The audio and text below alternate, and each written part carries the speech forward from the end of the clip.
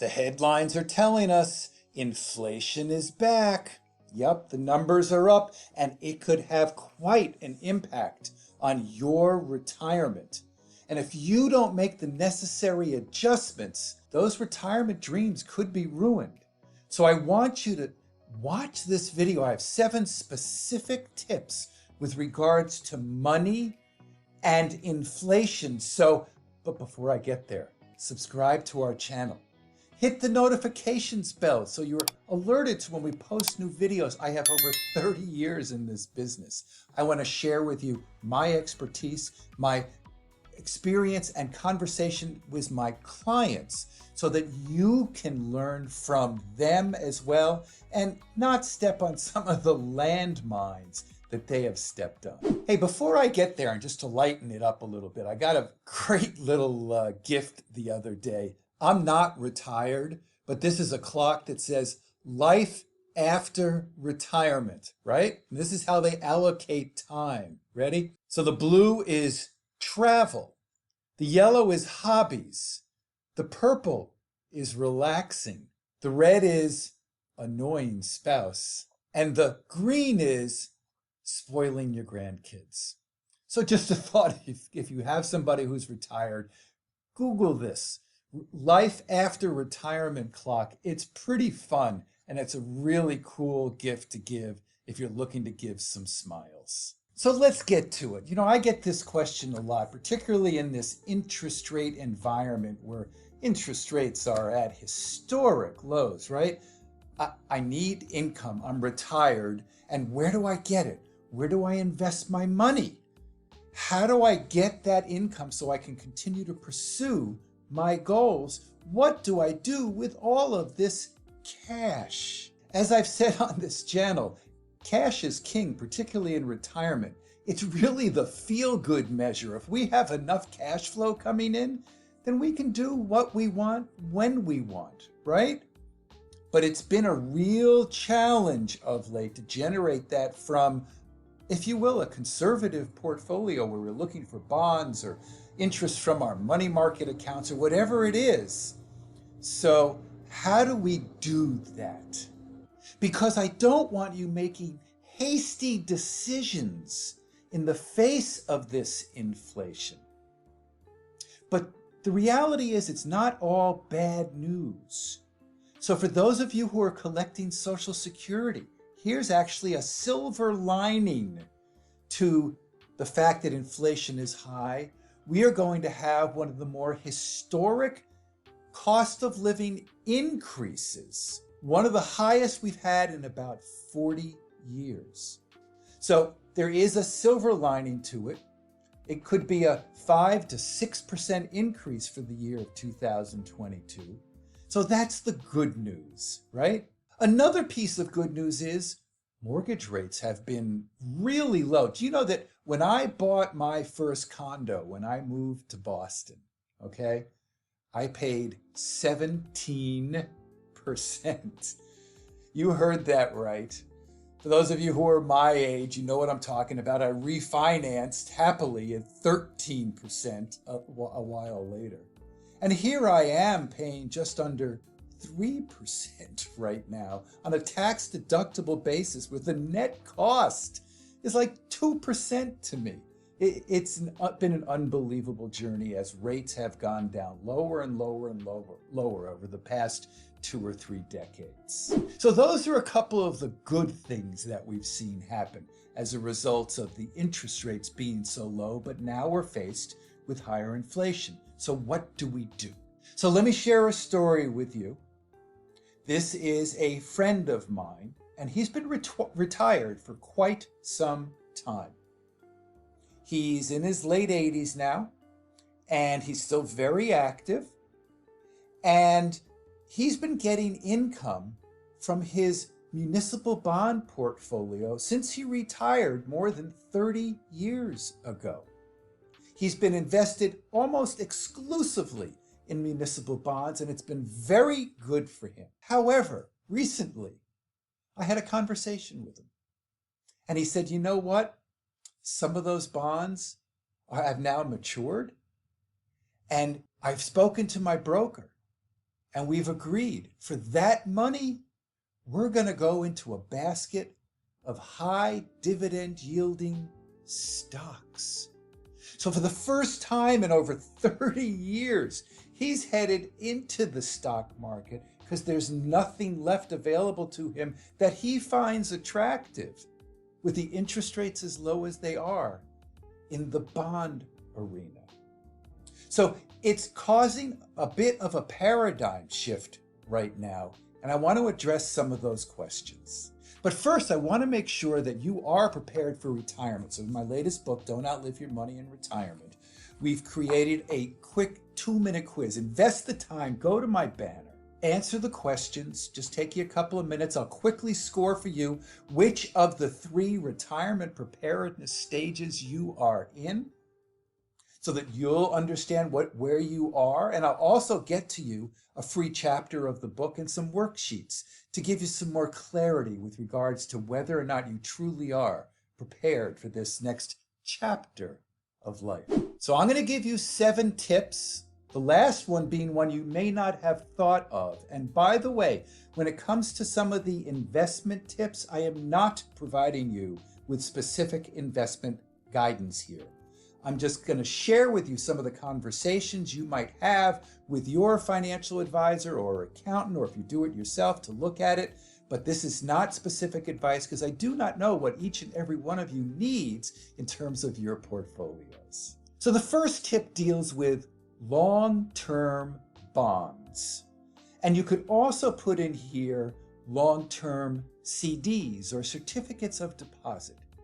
You do not want to lock in these low rates when more than likely the next big trend for interest rates is going to go up.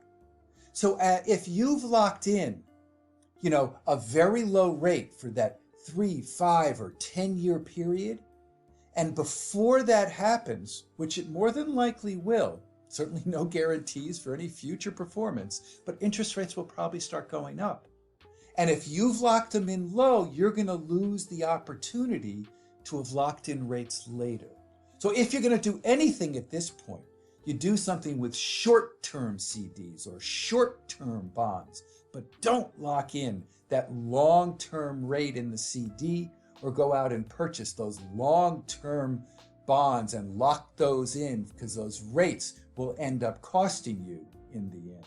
The second tip is, and I just spoke about it with the story I shared with you, is you may want to look at a basket of dividend yielding stocks. Again, this is not investment advice. It's just some guidance, maybe to open your eyes a little bit in terms of what might be available to you, and have a conversation with your financial advisor about what's available. Now, I will tell you that friend of mine who we talked about, he's very happy right now in terms of the yield he's getting and the appreciation he's seen since he started getting into the stocks. It'll be interesting to see what happens when the market starts going down and how he feels about it, because it's a different experience when you invest in stocks versus bonds. But it is a conversation to have with the financial advisor in terms of overall diversification and diversifying where the income comes from. Another investment vehicle is called TIPS. Treasury Inflation Protection. And what it is designed to do is, as inflation comes back, it's a portfolio that will help you to participate in the increase of the interest rates and inflation and help you to generate more yield and protect your principal. Again, this is not investment advice, and you really need to do your due diligence on it. But it is a piece of an overall portfolio that you may want to talk about with your financial advisor and see whether or not it's worthwhile. By the way, before I go on, I want to share with you a story and a conversation I just had with a client. Because when we were talking, he said, his brother-in-law had just found a high-yielding fund, and he had talked to his broker, and they thought it was a great deal. It was yielding 12%. Wow, 12% is pretty darn good, right? So I said, do me a favor, send over the information and I'll take a look at it. And he gave me the QSIP for the investment. And I took a look at it along with my investment team. And what we unearthed was that the 12% quote unquote yield was actually about 83% of it was return of capital. And when they go to sell it, there's going to be a real issue in terms of taxes. So what he thought was a 12% yield was really, he was just getting back some of his money. So the reason for this story is, more than likely in our industry, it looks like a duck and walks like a duck, it's probably a duck, right? If everywhere along the way you can get maybe 1, 2, 3% yield, and someone shows you 10, 11, or 12%, have your antenna up and do some real due diligence and research to make sure you know what you're buying. Now, the fourth tip, very important. It's a conversation we have with all of our clients, and let's call it cash for the moment, because I have a lot of clients, particularly with the pandemic, they haven't gone out and spent a lot of stuff on regular items or their bucket list items, which includes travel and vacation and all that kind of stuff. So their cash has grown and accumulated to a number they hadn't seen in many, many, many years, if ever. So what do we do with the cash, they say? We want to put it somewhere. We want to make it work. So here's how I want you to think about that. First and foremost, I want you to define what you believe to be your emergency reserves. How much money do you need for sleep at night? In terms of money under the mattress, in the bank, savings, checking, whatever. Is it 50,000? Is it 100,000? Whatever your number is. And that money needs to stay there for the emergency, for the liquidity you may feel that you need without having to dip into your portfolio. Let's say, for example, you now have $250,000 in cash, and you'd already defined $100,000 for your emergency reserves. So the question will become, as I talk to my clients, when somebody might say, well, I got $250,000. Well, what's your emergency reserve number? Well, $100,000. I said, fine. Then what we need to look to do is to put to work the excess, the $150,000. And in that way, they still have their cash that they need for emergency reserves, and then put the other to work. That's one way to think about your cash position. The fifth tip deals with credit cards. Now, I've chronicled here on this channel that there are some folks who find themselves to be very well off in retirement, and many of them don't have the credit card debt or debt at all. There are some who have had trouble with their cash flow situation in retirement, and a lot of it does have to deal with their debt issue. And if you do find yourself with a significant amount of debt, then this is the time to truly accelerate those payments and really look to pay that off. Because as inflation goes up and interest rates go up, those variable rates on your credit cards may also go up, costing you even more on a monthly basis. So do all you can to get rid of that credit card debt. One potential solution, and you need to talk to your accountant or financial advisor about this, is, many of us have seen or experienced an increase in the equity in our home values in the past couple of years. If you're in that situation and you do have a lot of debt outside of the mortgage, you might want to consider refinancing or taking a home equity line of credit against your house to pay off the higher interest rate debt on the credit cards. But there's a caveat here. If you think you're going to end up with that same amount of debt in a year or two, wouldn't do the refinance at all and pay it down. Now, it's more about behavior. So be very careful. This solution isn't for everybody. And before you do it, really do. Talk to your accountant, talk to your financial advisor to see if this is a solution that is appropriate for you. The sixth tip, and I'm going to get to that seventh one in just a moment, really important, but the sixth one goes back to your mortgage rate. Some of you may have variable rates that down the road they may go up. If you have the option before interest rates go up, really do your due diligence. Go back to the bank or financial institution and see if you can lock in that low rate now, saving you money later so you don't have to have a higher interest rate on your mortgage. And the seventh one is really something that seems pretty matter of fact and simple, but not a lot of us do this. And it deals with talking with your accountant. Okay, so we typically go there before April 15th. We show them what we did last year. They tell us how much we owed. We write the check, or maybe we get some money back. And that's the end of the conversation. It is a look back or a historical look into your numbers and cash flow.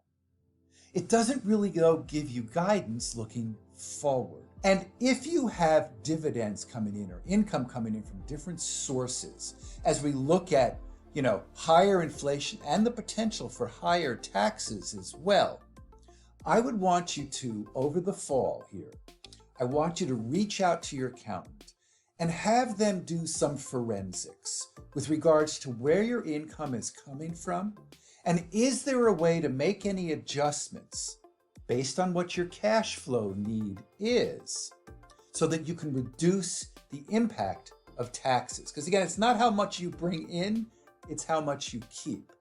Your financial advisor should do that as well, and that's part of our 7-step process. And if you want to learn more about that 7-step process, go to our